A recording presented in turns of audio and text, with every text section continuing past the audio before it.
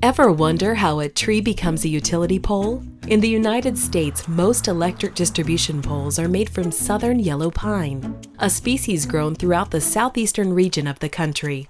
Virtually all of these distribution poles are cut from carefully managed stands of timber, usually from 35 to 40 years of age.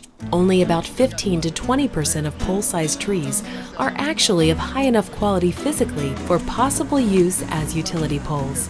Once harvested, the selected trees are delivered to the processing facility for debarking and machining.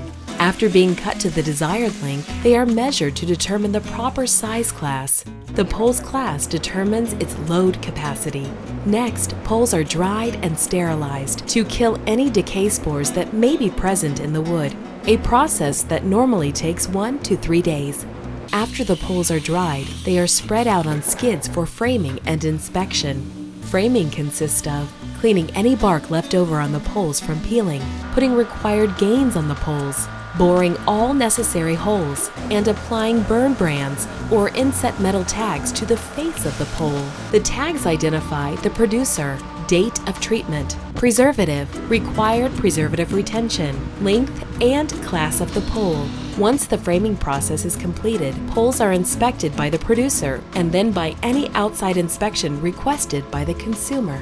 After framing and inspection, the poles are placed on wheeled trams and loaded into long metal treating cylinders that are sealed prior to the poles being subjected to a pressure vacuum treating cycle.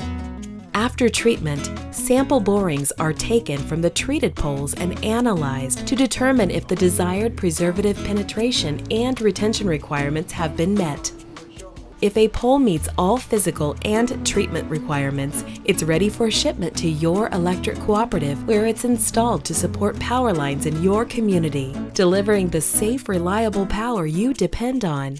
If you'd like to learn more about the life cycle of a utility pole, contact your local electric cooperative.